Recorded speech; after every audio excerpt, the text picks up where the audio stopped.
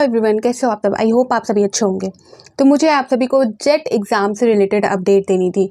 ये एग्ज़ाम आपका Jharkhand eligibility test होता है, जिसके माध्यम से आप राज्य में पीएचडी में एडमिशन ले सकते हो बिना किसी टेस्ट के, बिना किसी एंट्रेंस टेस्ट के। और साथ ही आप यहाँ पर जो है असिस्टेंट प्रोफेसर के लिए भी अप्लाई कर सकते हो। ठीक है, तो ये जो अपडेट है ये मैं आप सभी को अभी जो आपका झारखंड में information and public relation department है उनके थ्रू जो ट्विटर पर ट्वीट किया गया है, जो इसके बारे में डिटेल में बात की गई है। ठीक है, तो उसके बारे में आप सभी को मैं बताना चाहूँगी और इसके लिए आप पहले से प्रिपेयर रहो। क्या जो रूल रेगुलेशन जो चेंज हुए हैं इस बार, उसको लेकर यहाँ पर एक और चीज़ क्लियर हुई है, जिसमें जो एग्ज़ाम है यानी कि जेट एग्ज़ाम जो है वो आपका ओएमआर शीट में होगा। जैसा कि ये जो एग्ज़ाम है ये जेपीएससी द्वारा कंडक्ट किया जाएगा, यानी कि झारखंड पब्लिक सर्विस कमीशन द्वारा।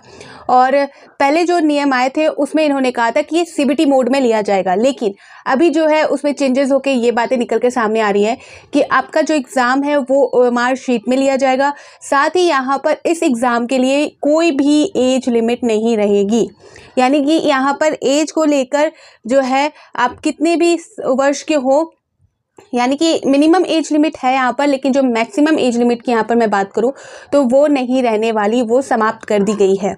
ठीक है, तो बहुत अच्छी इन्फॉर्मेशन यहाँ पर दी गई है। और ये जो एग्ज़ाम है ये झारखंड के एग्ज़ाम में 17 सालों बाद ये एग्ज़ाम लिया जाएगा।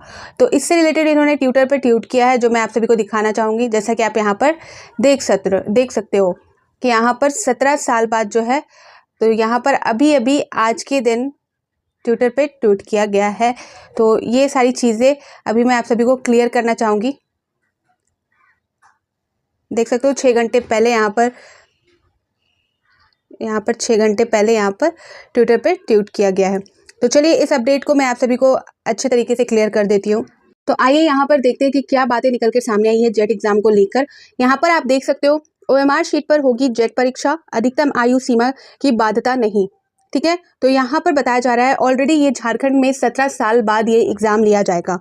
यहाँ पर झारखंड लोक सेवा आयोग यानी कि जेपीएससी द्वारा आयोजित की जाने वाली झारखंड पात्रता परीक्षा जेट कंप्यूटर आधारित होने की जगह अब ओएमआर शीट पर होगी। साथ ही इसमें सम्मिलित होने वाले आयु सीमा की कोई बाध्यता नहीं होगी।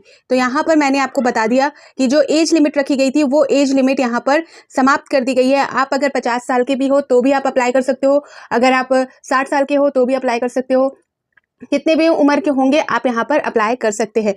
जो मिनिमम एज लिमिट है उसकी मैं बात करूँ तो यहाँ पर जो मिनिमम एज लिमिट रखी गई है वो 21 साल रखी गई है। ठीक है, और मैक्सिमम के लिए यहाँ पर किसी तरह की बाध्यता नहीं है। अब यहाँ पर आगे बता दें कि यहाँ पर बताया जा रहा है इसके लिए इसी वर्ष गठित जेट नियमावली में संशोधन किया गया है। राज्य मंत्रिपरिषद ने इस पर स्वीकृति प्रदान कर दी है। इसी के साथ झारखंड में 17 वर्ष बाद इस परीक्षा के आयोजन का रास्ता हो गया है साफ। अध्यक्ष की नियुक्ति के साथ ही आयोग द्वारा इस परीक्षा को लेकर विज्ञापन जारी होगा।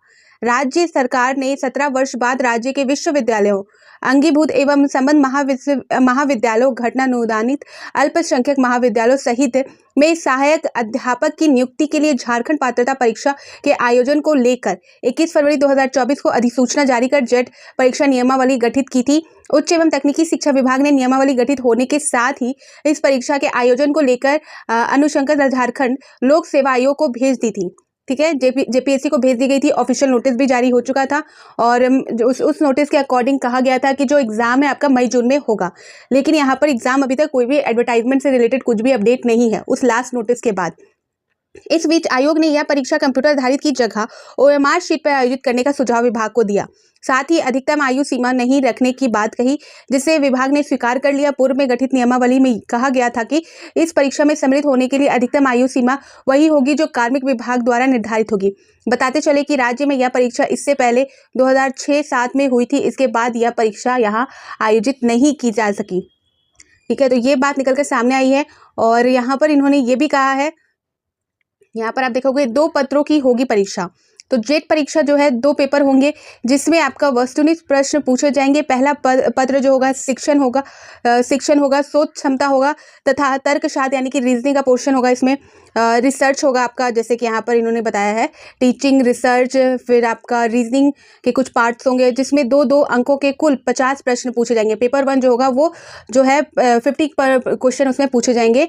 और दूसरा जो पेपर होगा वो आपके सब्जेक्ट से संबंधित होगा। जिस तरह से आप सभी को नेट के बारे में नॉलेज होगा, तो नेट एग्जाम होता है, सेम वही पैटर्न में ये जो आपका जेट एग्जाम होने वाला है, जिसमें 2-2 अंकों की कुल 100 प्रश्न पूछे जाएंगे और दोनों पत्रों के बीच कोई गैप नहीं होगा। तो मैंने जैसा कि कहा, जैसे नेट एग्जाम आप सभी को पता है कि एक ही बार पेपर 1 और पेपर 2 दोनों ही पूछे जाते हैं।